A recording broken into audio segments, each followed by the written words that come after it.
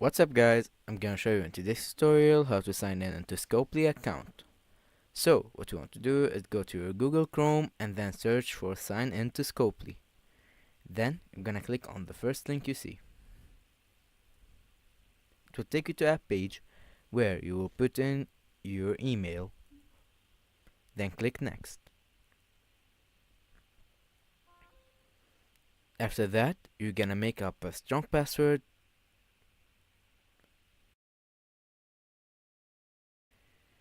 Make sure it's strong for your security and then click continue. After that, click on go to Gmail, then click on create account.